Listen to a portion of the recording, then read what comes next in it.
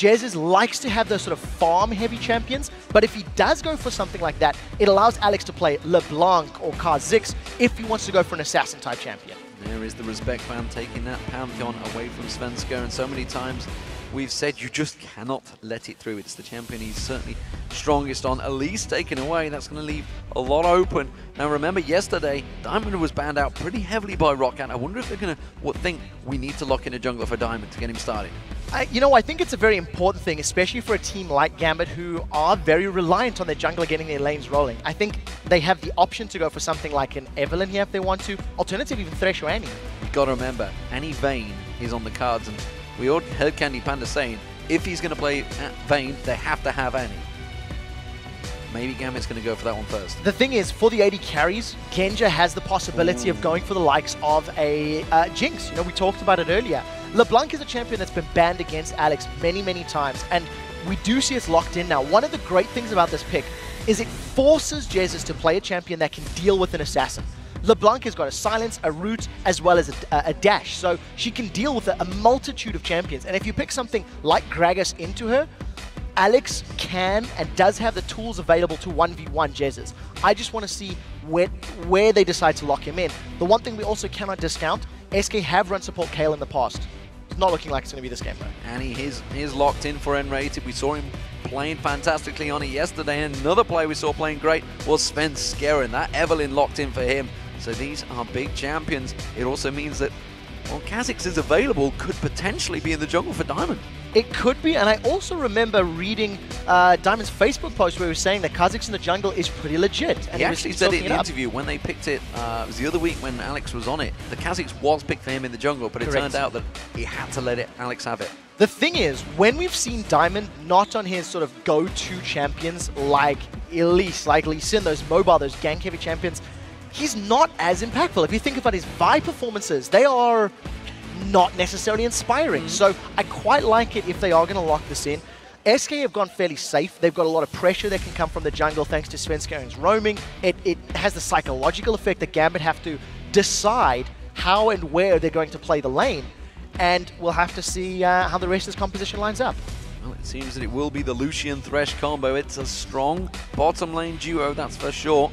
And you were asked, of course, on Twitter, hashtag LCS and Outlaw Esports, what is your favorite duo lone pairing? Well, Genja and Edward are making a play for that one right now, but they will be up against Candy Panda and nRated. So that's our #1 and #2 most picked champions of the EU LCS so far. And, you know, we're getting closer and closer to 50 individual performances.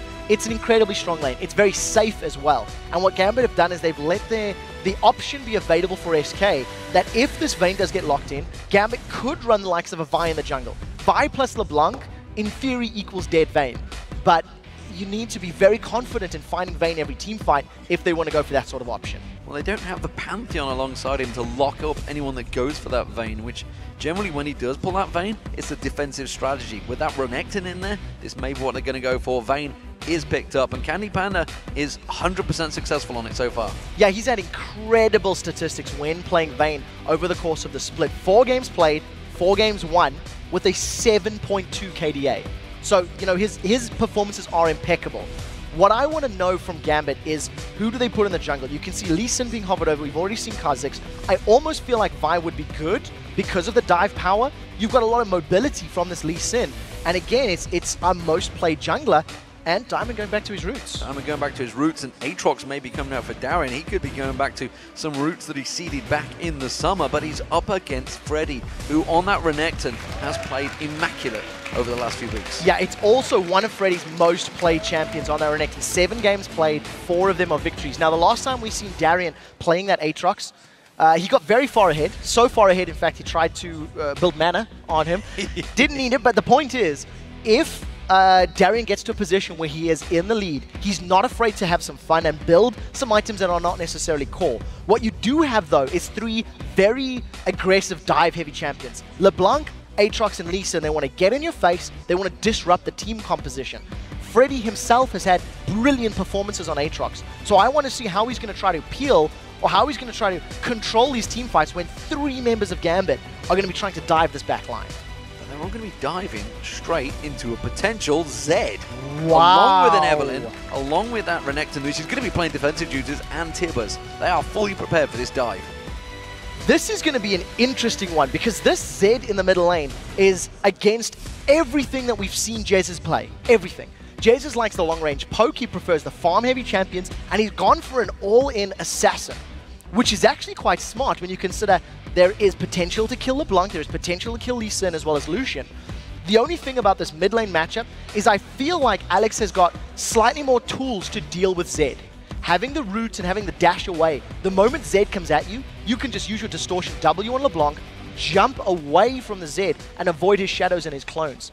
But this is both of these team compositions are incredibly aggressive. They want to be fighting the whole time.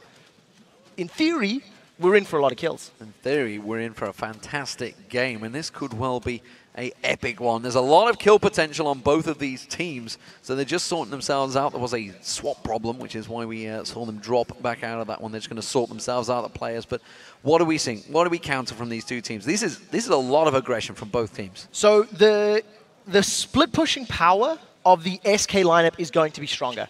Zed is going to be able to side push lanes. Vayne is going to be able to side push lanes. And they are some of the best dueling champions in the game. They've got a lot of damage. They can deal with one-on-ones, 2v2s when they've got a tiny bit of support. So I think for SK, the game plan could very realistically evolve into playing the map, playing the minion waves and pushing towers, pulling Gambit where they want them, and then only picking the fights they're comfortable with Svenskeren flanking from the side. On the other side of the coin, Gambit are a little bit more linear in their approach. They just want to throw their Aatrox, their LeBlanc, and their LeBlanc at you. And if they don't get somebody when lobbing their bodies at you, then it's going to be a little difficult for them to clean up team fights. Oh, we're just waiting for them to get started. You can see Diamond giving some advice to Darien here. I'm not too sure if it's advice or troll. I'm not sure which way, with that big smile on his face and the smile from Alex. Everybody else grinning towards Darien. Clearly, there's some advice being given to Darien that he's potentially not taking on board. That's a very serious discussion. And I don't think that's serious. I think what Diamondprox is saying is you are not a wizard. You are not a wizard of the top lane, good sir.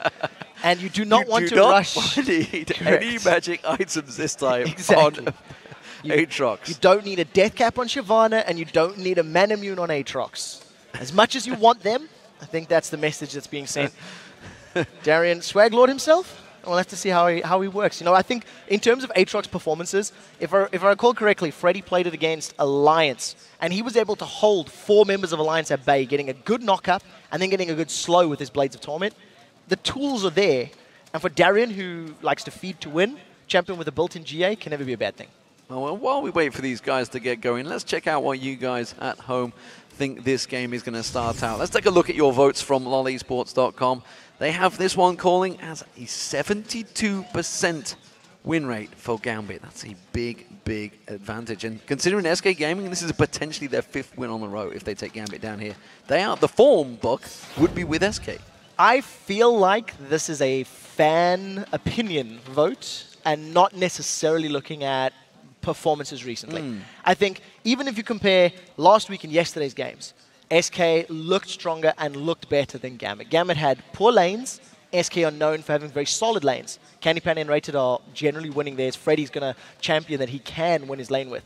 So we'll have to see how it actually plays out, how the cookie crumbles. You think of Freddy, I mean, he was up against Shyvana yesterday, and he actually won out and pressured that lane. Yeah. And he shouldn't win that lane. It shouldn't happen. Whereas you look at Darien, he was on Shen with a static shift, as he likes to take.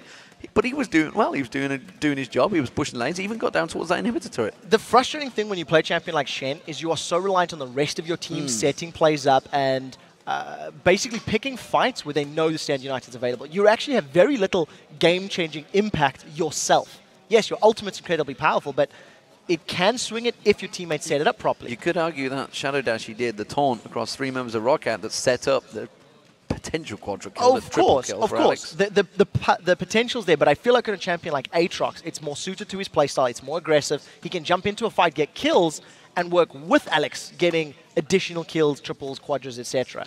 The one thing that I really like about Gambit's comp, they have LeBlanc, Lee, and Aatrox. That's a lot of mobility and a lot of quasi-counter-engage, Those Blades of Torment comes out from Aatrox, his little triangle slows people down, you can kick people away, you can root multiple people with another chain from LeBlanc, and you know, the tools are there. But what do we make of the fact that Jesiz, is this confidence? Has he now become so confident that he's gone for that assassin, gone for that Zed, which we've never seen him on in the LCS? He's always played, as he said, the Lulu, the Ziggs, the Gragas, playing from a long way away. This is a super weak pick. Super weak pick. Not super weak. A super weak pick, because we're going into 4 games. We have these preconceptions that Jesiz is a farmer in the mid lane. He's a herbivore. He likes to sit back, play passively. We don't expect this kind of thing from him.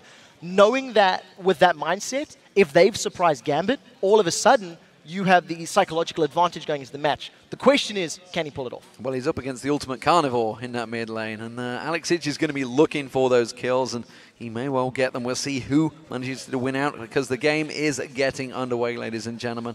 If you just tuned in, well, you haven't missed anything yet. Gambit versus SK Gaming is about to get underway. This is the battle for second place. And honestly, I don't know which way this could go. No, I really don't. I think we have to keep a close eye on that mid lane. I feel like LeBlanc has all the tools needed to deal with the Zed, as long as Alex plays it perfectly, and he's got some of the biggest Zed experience. Here we go, ladies and gentlemen. We are live in the studio in Cologne, as you can see.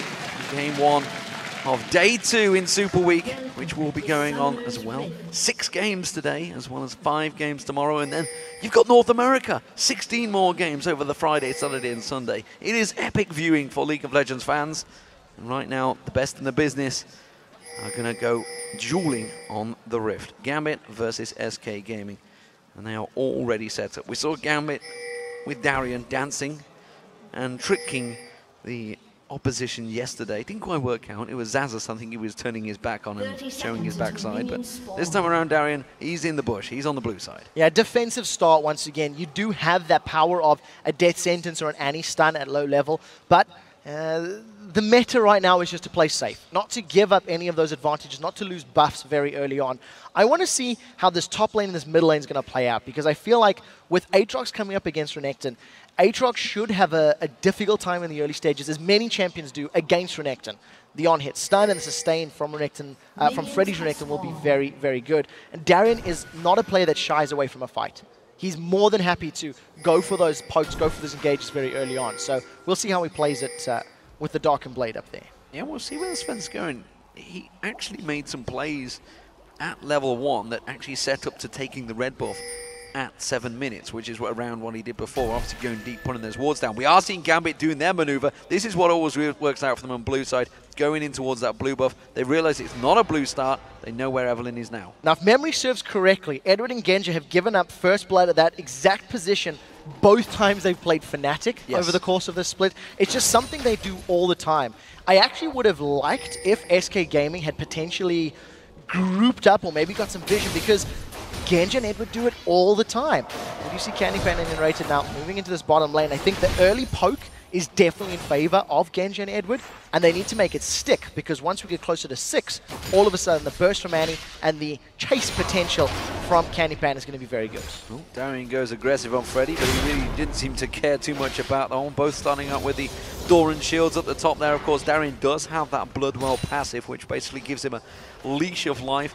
If he were to go down to Freddy, he will respawn with a chunk of health, and he may well need it, because Freddy's not messing around in that top lane. Svenskeren, he's got himself the blue buff, and he's continuing on his path. We do see Diamond, he's over at the red buff as well, so we'll see whether he goes to have a look at this bottom lane, whether he goes looking for any early kills, which you can do on Lee Sin. Yeah, you can, and thanks to having the on-target stun from nRated, he can throw the Q down, stun somebody up. The problem is, I think they're going to wait for SK to have a little bit more levels. You see, Diamond has already snuck himself into this bush, waiting, just anticipating. If Sven comes around, I'm here to turn the gank. At the end of the day, he's just going to get a tiny bit of experience, probably back away without actually doing anything further. Yeah, nothing available for him. You can see they've pushed him way back, and the fact that there is a ward there, they would have just translated that across. He's still waiting. Diamond. That's twice he's cancelled the recall. The wave is now pushing towards Gambit's tower. So if SK stick around, there is the potential, but as it stands, Diamond has wasted a fair amount of time. Sven's cleared the top half of the jungle, and he also can't see anything in that top lane. At the moment, it is actually level 3 being hit first for SK. Diamond's still waiting there. Cancels once again, and you can see Gambit, they're letting them push. They are baiting in this one. Sonic wave for Candy Panda, that's where it starts. Well, the Death Sentence doesn't land. It's Candy Panda they want. You can tell that's for sure. trying to get on towards him. There's the stun being used, and Candy Panda being the focus straight away. Quick condemn, forces Diamond back, but he manages to catch back on towards nRated. Not the damage they needed though, and it's a failed attempt. No summon the spells, but actually a Telelight, nRated burnt the flash. Yeah, I have to wonder why Diamond used the Sonic Wave onto nRated. Maybe a little bit more patience could have caught out Candy Panda, but Flash wasn't used from Candy, so there is that fear of being pulled under the turret. Nevertheless, Diamond, his first gank attempt does get a flash from nRated. It's going to allow Genja and Edward to go for a kill if they land a good death sentence. Immediately, Svenskeren going to reply. They're going on Edward. The counter is in. They do go for him, but Svenskeren does not show himself just yet. Just going to bide his time. Still no sign of Diamond, and actually it doesn't look like he wants to go too aggressive. And we never actually touched on the fact that obviously when there's an Evelynn in the team, the opposition generally has to invest some pink wards. Svenskeren coming around the backside. He wants to go towards Genji. You can see nRated, he's building up that stun. Yeah, he's going to be able to lock somebody down. There's no additional CC though. The hook is no longer available. Sven, he's now just waiting for the perfect moment. They don't want to go in. Candy Panda maybe trying to barrier bait. They're going to try and use it, but it's not going to work out. Svenskeren shows himself, but they were ready and waiting for that one. Candy Panda was taken low. Meanwhile, we see Diamond coming around on towards Jesiz in that mid lane. Not going to be enough, and really next to no damage coming out from Alex. No, they did manage to get the flash once again.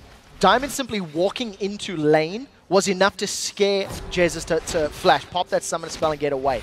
We talked about how LeBlanc is, she's considered by many of the pros to be an assassin counter because of the silence and the root and the ability to get away. Darien's going to get his Bloodwell pop. Bloodwell is used. It will save his bacon, but that is now no longer available. Freddy is doing a fantastic job in this top lane. So one of the things that Darien always does well, even in lane matchups where he's going to lose pretty much, he still gets farmed. He's 7 CS down, and he's looking pretty good considering that he's had his Bloodwell popped. The Ignite is not available for Freddy, so there's going to be a couple of minutes of respite and survivability, basically. Does mean he's going to get himself some free farm in that top lane. Here's the chain of Vest. He's gone for Alex Hitch, tries to go aggressive on Jesiz, and that's just getting turned back around by Jesiz. Doing a great job of farming against him, and as you mentioned, had burned his flash early on. That was a little bit risky. I think Alex knew Jesiz didn't have his ultimate, so he tried to farm a bit greedily. He actually put his Sigil of Silence on a minion, and then popped it. Got out alive. He's going to go back. He's already got a small CS advantage over Jesiz, thanks to the fact that LeBlanc can basically bully Zed. But now that Zed has level 6, we'll see what Jesiz is going to buy. And now there is outplay, there is kill potential if Jesiz can get some good poke. You know, this is the patented Freddy maneuver right now. He goes for that triple Doran's build, and it always works out well for him. Why is no other top laners copying this? Wicked did. Wicked learned yesterday, picking similar build, actually exact build with Trundle into Renekton against Super Hot Cruise and Pela. And it worked for him. It gives you a very, very strong laning phase. And I think when you've got teams that are fairly happy to leave their top laners on an island, Freddy seldom roams around unless there's a dragon fight. It's smart. It's going to allow Freddy to bully Darien even further. He's got good sustain from getting the HP back from his abilities and those Dorans, and it just makes him a little more difficult to burst down. So, smart pick, and we'll see if we can continue to make it grow. He's only got a small CS lead right now. So, blue buff taken by Alex Itch. We do have a look down this bottom lane. You can see both teams gone for that Vampiric Scepter. Candy Panda already pretty low, actually.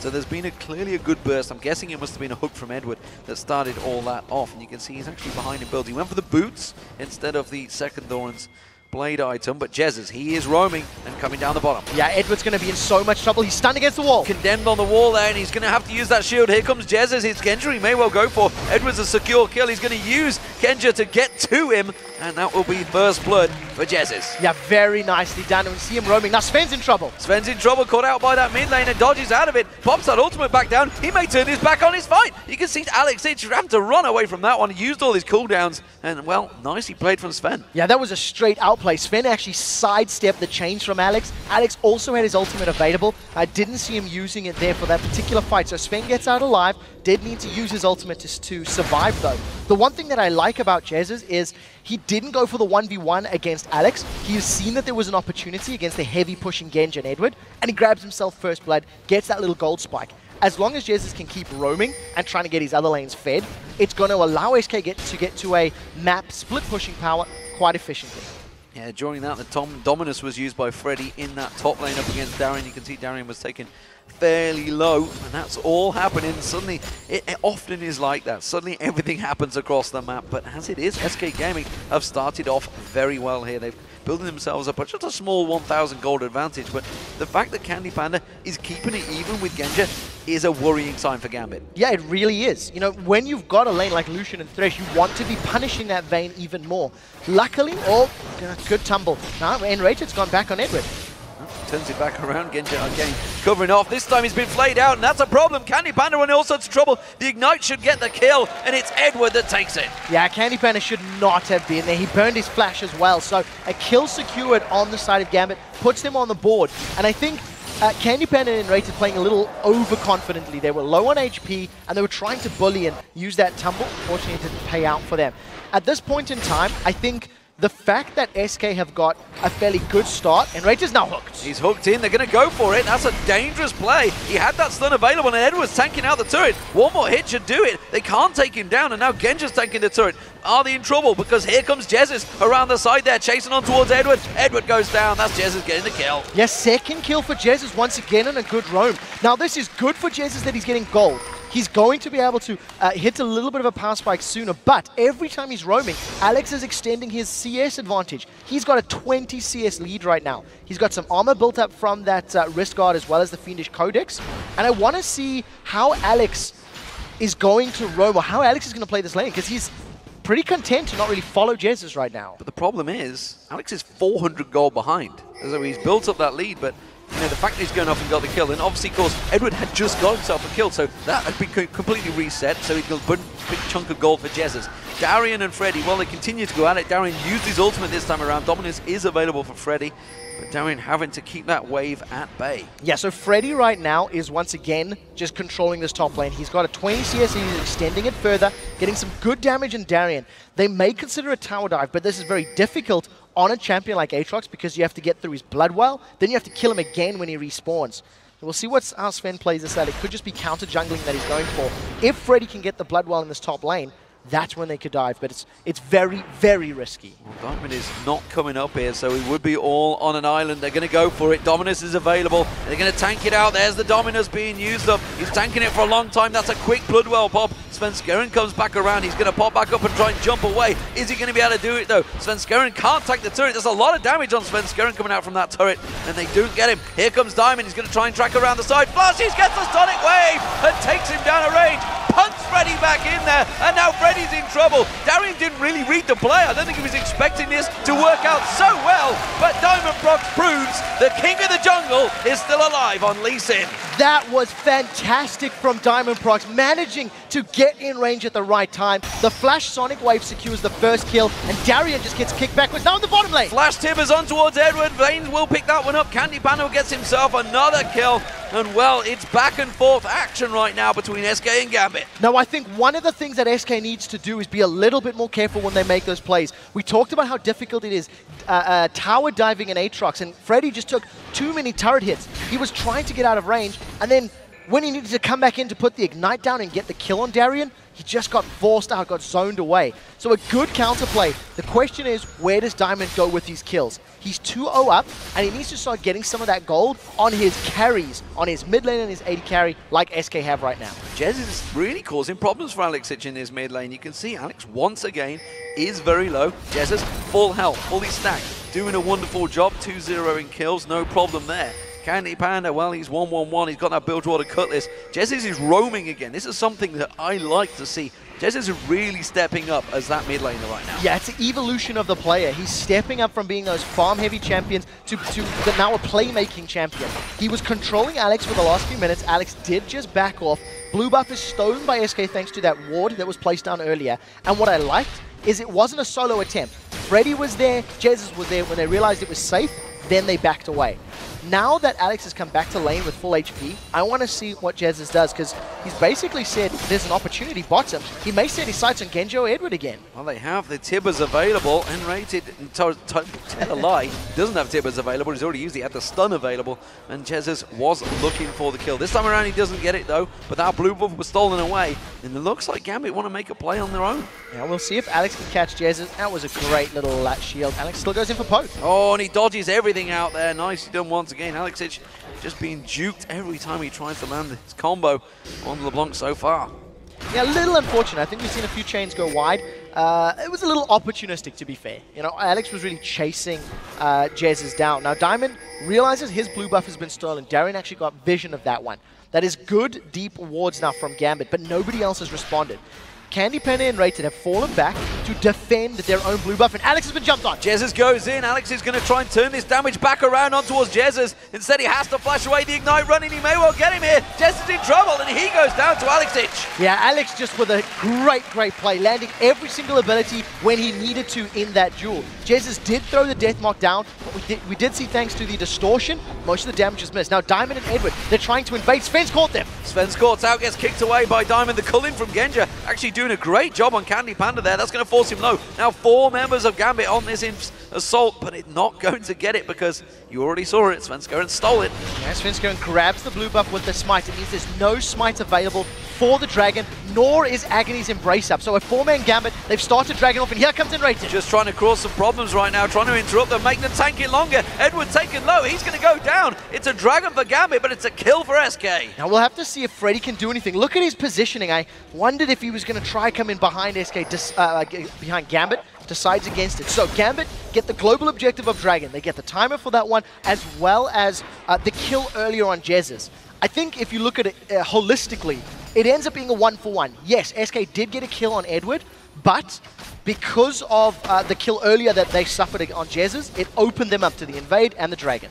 Well, at the moment, the top lane, which we haven't seen a great deal of, is Freddy pretty much dominating, but that Tiamat on Darien, he is definitely cleaving out those minions. And it's actually quite a smart pick. I think Gambit need to have some answer to the split push power that SK is going to put down. And I actually think Aatrox, with his revive passive, could probably do very well against a Zed. You know, if they come up in a 1v1 situation, split pushing, Zed blows all of his cooldowns to kill Aatrox, and he just comes back to life from his blood well, sustains back up, and continues with the duel. So we'll see if Darien actually plays it out that way, because I think he does have some good tools to work with. And more importantly, it's kind of the perfect champion for Darien, because you know, now and again he's going to get caught. It's going to happen, but with that blood well, he doesn't need that Guardian Angel on him, which he probably will build later on as well. But it does mean that if he gets caught out, well, he should be able to revive, should be able to get out of it. And that blood well, you can see back available. He's just going to fill it up with those minions. So one of the things that we've seen from Gambit is they've been very hesitant on their pink wards. I think Gambit have been a little bit greedy with the vision, but it's worked out for them. Svenskeren, he is 0-1-1, but we haven't seen a super strong showing from him just yet. And well, I want to see if he can still find flanks. We talked about that mid lane matchup, and Alex seems to have Jeziz's number.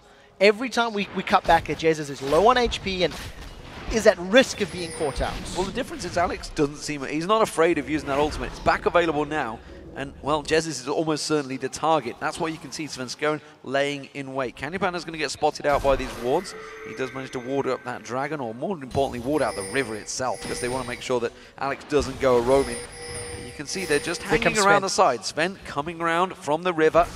Is going to be unseen here. They're going to go for it. Ultimate being used. Alex, it's going to be the focus. Can he get away from this one? They're going to pounce, and Svenskeren gets himself the kill. Yeah, so Sven secures the last hit. Jesiz did use his flash and his ignite there, managing to just gank Alex. Alex was a little overextended. He didn't have his flash available, unfortunately. So Alex gives up another kill. This time it lands in Svenskeren's hands, and we see Sven now roaming towards the bottom lane. Very impressively, he didn't even use his ultimate. Yeah, Tibbers is available as well now, so nRated may well try and make one of those flash plays we saw him doing yesterday so many times. Genja coming in towards it. They didn't spot Svenskeren out there. That stealth assassin is still ready and waiting to go. Diamondprox is in range, though. He's also got his ultimate available, so with culling just to clear the wave and try to force SK back. I want to see if this 3v3 actually starts out. Look for a hook from Edward if Gambit want to go in. And this is such an important fight because they are equal in farm right now, these two. There's the flash timbers. Genja's going to be the focus. They do get away from it. nRated gets hooked in towards that tower. Does get flayed away, but he manages to step away. Diamond was close by, but that tower is going to SK Gaming. First tower of the game secured in favor of SK. This is also going to open up that bottom half of the map to a little bit more invades. That was a good play by nRated. He didn't hesitate, jumped in, and I actually think the condemn from Panda would have potentially stunned Genja, but he managed to flash away and it knocked him to safety as opposed to into the tower. Now Alex, he's going on the mid lane, and Jesiz is in trouble. He's gone towards Jesiz, he's taken the tower down. Evelyn is coming in, is it going to be in time though? Alex gets in trouble, he gets the kill down on Jesiz, but he's going to fall to Svenskeren. So a tower in favor of the kill. I think Alex will be very happy with that. He had his Deathfire grasp completed, used it in their previous fight, and just popped Jesiz. This is the reason LeBlanc has been banned against Alex many times. Now in the top. Dominus being used. Bloodwell is about to get popped by Darien. The Ignite running. And Freddy, well, he's not going to be able to jump on him. He did just use that pounce. He may be able to finish him off here. He's going to have to dive the tower. He goes for it. Doesn't land the stun. And now with that slow running, but Svenskeren is on the charge again and gets himself another kill. Now we'll see if Diamond can do anything. Does catch Svenskeren. Lands on towards Svenskeren. Sven's just going to try and run away from this one. The tower not hitting him. Gets punted back in there. Diamond controlling it. The ex-jungler. The MVP's not going to go towards him this time. Diamond's going to get on him, and Diamond making a play himself for MVP this week. Brilliant play from Diamondprox. Flashes in front of Sven, kicks him back into the tower range, and once again showing his mastery of Lee Sin. 3-0 right now. Half of his team's kills have been secured by Diamond, and he just seems to respond when SK get an advantage. SK pull ever so slightly ahead. Diamond is there. He punishes that top lane, and he manages to get some gold back for his team. Seems to be in the right place at the right time so far, and it's not really down to great vision because Gambit don't have a great deal of wards around the map at the moment. SK are on the move themselves. The Dragon is up in 50 seconds time, as well as the blue buff. Jesiz making sure that is secured for his team this time around, and they have to get themselves ready for this Dragon fight. Yeah, there's been very little movement from Gambit. I think we've seen Diamondprox roaming. Alex has made a gesture towards roaming, but he's been happy to sit in his lane. And I think Gambit, like I said, they've been a little greedy with their vision. They've got some deep wards on their own side of the jungle, but it's working out for them so far. They're even on gold with an SK team, and Gambit is going to scale very, very well. The only concern I have is how do they deal with the potential 1-3-1 split push that could come down from a Vayne and a Zed. We'll see how it pans out. As it stands with only one tower down, neither team is really making a big play for split pushing just yet. SK Gaming actually grouping up in that mid lane, and a lot of pings from Gambit, realizing that he's there. We're also realizing where Jesiz is, which is why we see Alex Itch waiting to try and catch him on that roam up past the red buff. They have good vision around that area. He may well do it. He's sat in the tri-bush area at the moment, wondering whether to come up. No, he's going to go for River. Dragon is up. They're going for it. So positional advantage is in favor of SK right now. They're grouped up a little bit tighter. You'll see Panda and nRated getting in range. Alex does have some kill steal potential. Doesn't manage to get it. Doesn't get in there. Svenskeren smites it out. No problem there. So Gambit do not get the second Dragon of the game. SK securing that one, no problem. So two things that we've noticed in terms of itemization. The SK team seems to feel that the burst that Alex's LeBlanc can put down is potentially countered by the power of the Hex Drinkers. Both Freddy and Svenskeren have grabbed those as an early item. Now on an Eve, that's a little more traditional. We've seen Eve's going for the likes of that Maw of Malmortius and Randion's Omen. On Freddy's Renekton, that's a little bit more obscure. Now Candy and nRated might be in trouble. You've seen Alex and Edward waiting around the sides. We'll have to keep our eyes on those Hex Drinker shields and see how they help out in these team fights. I think he maybe just wants some damage to also counter the Darien. So it's like a double-edged sword, literally. Meanwhile, the mid lane is being pushed in. It's SK going to get in towards there. Alex should be able to wipe this wave out, no problem at all there. Eddie just staying around to get that experience. We do see Jesiz, he's still lingering in this bottom lane. Really wants to get him towards Genja, but Genja is not falling for it. Not this time. The rest of SK are now roaming towards this bottom lane. You can see they have 4 members grouped up a little bit sparsely across this red buff area of Gambit. Sven's been caught out. Sven's caught out, gets kicked by Diamond. Alex quickly follows through, just try and get that shield down. Is Sven going to live? No, he's not, but Tibbers catches out Alex Itch, and you can see Candy Panda chasing, but they only go for the in mirror image. Genja, meanwhile, being dived on the tower. The barrier bait is enough. Candy Panda with that ultimate is not getting close enough, and that's a great fight for Gambit. A little bit of overconfidence there from SK, I feel. They were invading, they were spread out, and that pink ward we talked about on the red buff revealed Sven's position, allowed Gambit to engage. Now they're on Candy. They go for the flash. They don't get the hook, though. And that means Candy Panda will roll away. He had to use the flash of his own. Meanwhile, the top lane, you can see Gambit this time around trying to turn it around. Darien wants to get this one. The Bloodwell, though, will be popped once again. This time, with that Dominus running, Freddy cannot fight again.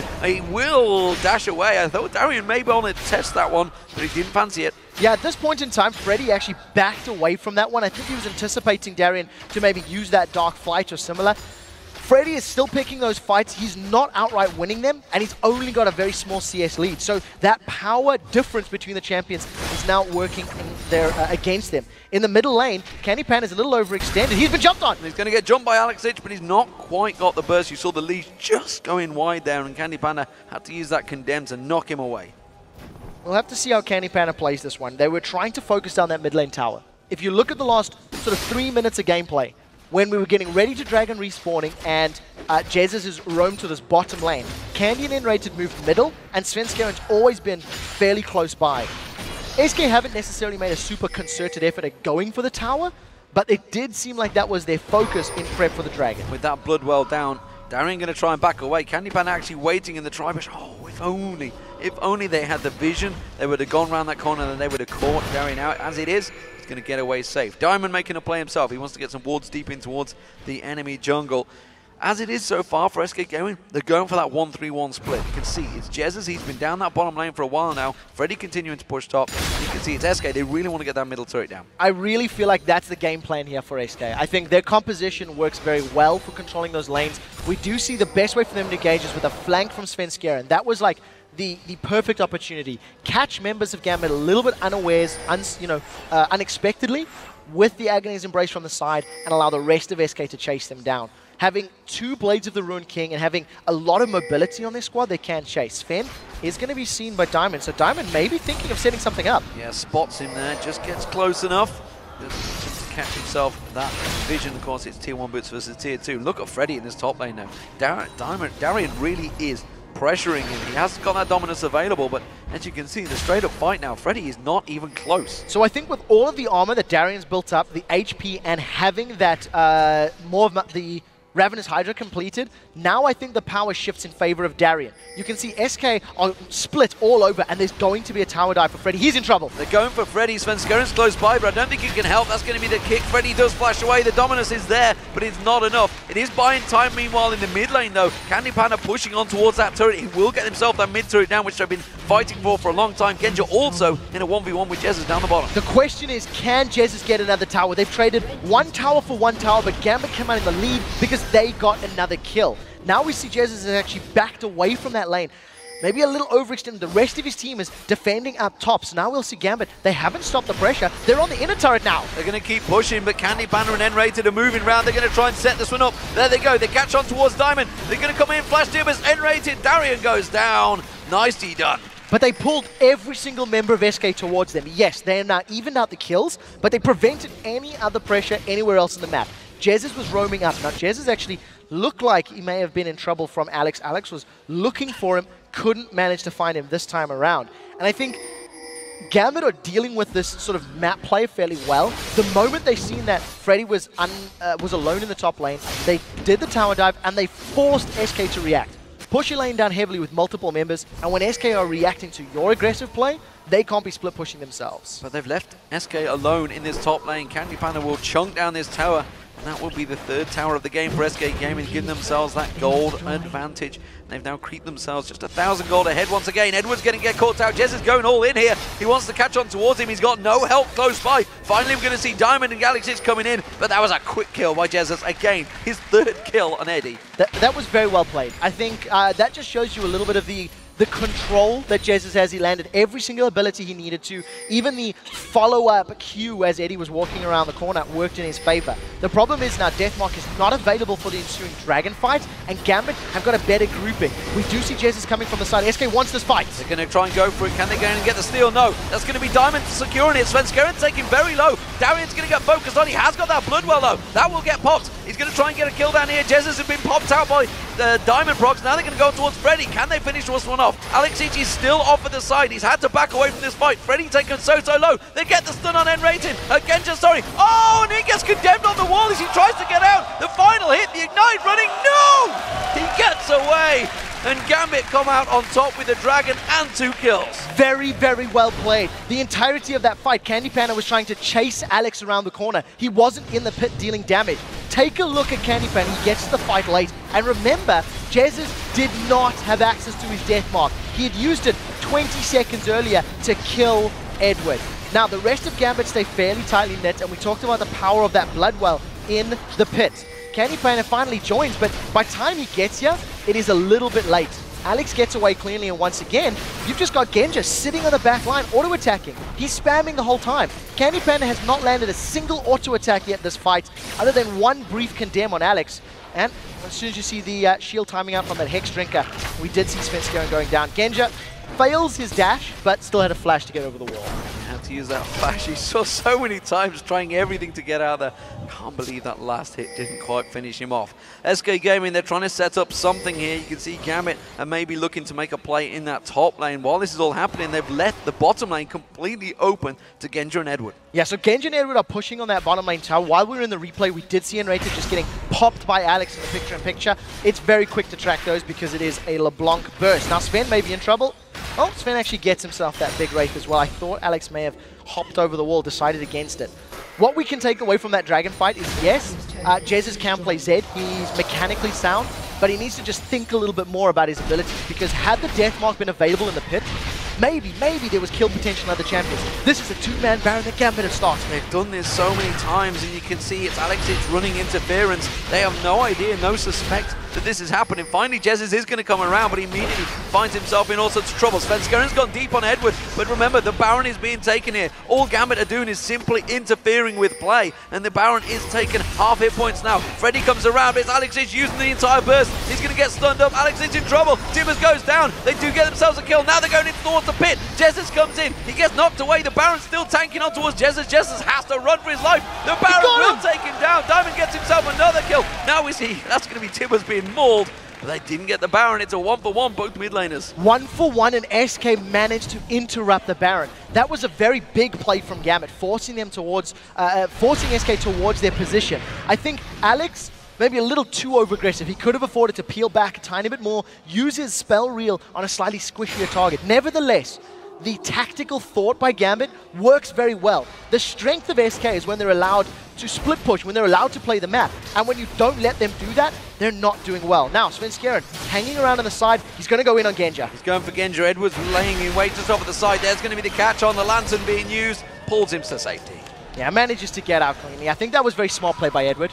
Edward hung back. Genja was hammering away on the tower, and the dark passage of the lantern was always available. So we're just waiting for the exact moment to bring themselves back. Guardian Angel now picked up by Darien. He needs himself those 2 lives.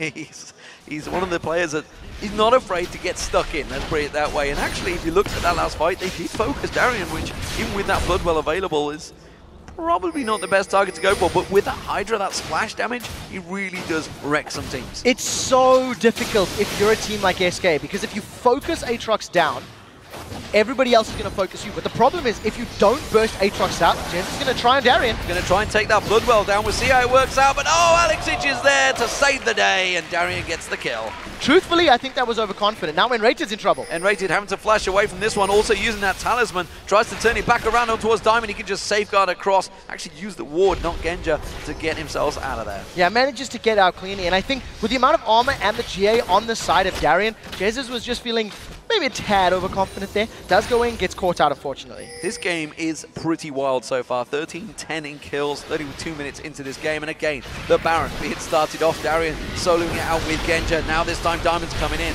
And with that Jesiz down, this could be Gambit Yeah, 4v5 in a best case scenario, and Agony's Embrace is not available yet. Edwin and Alex running interference. They're trying to get in there, but look at Freddy. He's taken so low. Gets absolutely slang dunked. Darien in there, nRated doing any stun he can. Darien, it's all the Bloodwell is all they're going to do. They've interrupted the Baron, but at what cost? You can see Freddy. He's in all sorts of trouble. He's going to get stunned and killed down there. And Gambit get themselves another 2 kills and just go straight back to Baron. They're going to be able to grab the Baron now. The Agonies is still there for Sven. He's going to try potentially a last-ditch steal, but Alex is waiting in the wings. He's going to interrupt. He's caught Svenskeren. He's going to try and catch him out and just blows him up. Candy Panda, you're not going to get out of this one. He gets slam dunked by Darien, and now again they go back in there. This time it's Jesiz. He's all on his own. Can he interrupt them again? I think he's just going to give away another kill. There's too many members of Gambit available. Jesiz poking away from the side. Baron's down to 4,000. We'll see how he plays it. He's putting a good poke on towards Genja. Genja running interference. Actually, they're pretty low themselves, but it will be the Baron for Gambit. And with that, that is now a great controlling move here by Gambit.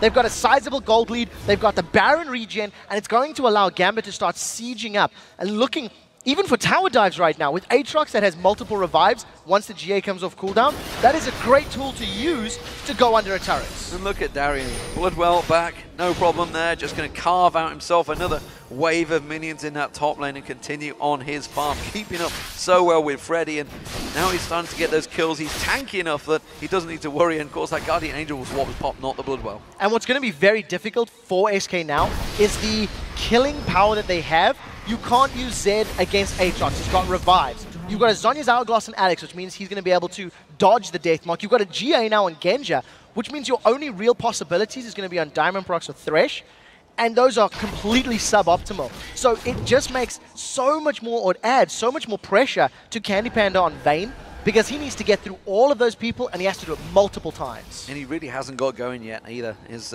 struggling out in that Vayne and controlled him very well. And as you mentioned at the start, they didn't feel it was worth the ban because they knew how to control it. And that's really what the team is all about, how to control Candy Panda. And obviously, putting Jesiz on Zed, it's kind of like an added bonus to them, because if you think about that Gragas was available in there, they could have thrown out those explosive casts and maybe disrupted some of that control that Gambit just have right now. They're just dominating all this control. They're going to push on this tower. SK can't really do anything about it. No, it doesn't look like they can, and they're not even going for it. The Lantern's there to pull Darien backwards. Darien has no cares right now. He's beating down that turret, continuing to just tank out the entire team with that Bloodwell still available, and that was an easy pickup for Gambit. Yeah, Genja's on the front line, basically taunting Jesiz, saying, come on, throw the death mark down. I want you to come in. We did see that Candy Panda use his ultimate. Hook doesn't catch anyone in Gambit. They're going to just continue using the power of Baron. They haven't stopped the siege at all. They're going to keep powering through on towards that inhibitor turret. Look at Darien. Look how much lifesteal he's just getting back. He's actually gaining health attacking that turret right now, attacking those minions.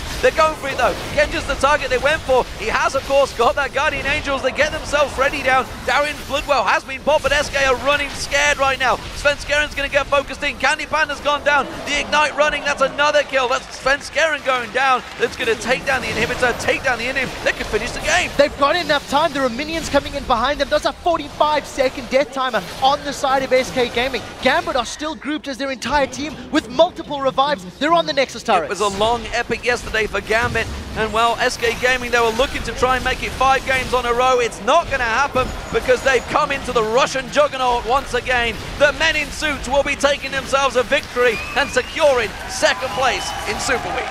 Very dominant performance. I think SK, they put together a map controlling team and they were never allowed to play the map. Gambit controlled them. Gambit put pressure on towers, put pressure on Baron, forced SK to play the game on their terms and won the game because it was their game plan. And you know what? We've talked about Svenskeren, we've talked about amazing on LuCIAN, but you can't count out Diamondprox once again on LuCIAN 5-0-10. So many of those counterplays that Svenskeren was trying to run on that Evelyn, Diamond was there. This is the 4th game that Diamondprox has played LuCIAN. It is the 4th victory for Diamond on LuCIAN in the LCS. His average KDA before this game was 10.8. And you can add another 15 to those averages because he didn't give up a single death. Unkilled, and he had brilliant plays. His kicks were great, his slows were great. The early double kill just really got him rolling, and I was like, well, let's see how it works. Hey, don't doubt Diamond. I learned my lesson. And don't doubt Alex Hitch once again. You give him an assassin and he plays well. 9 kills, 3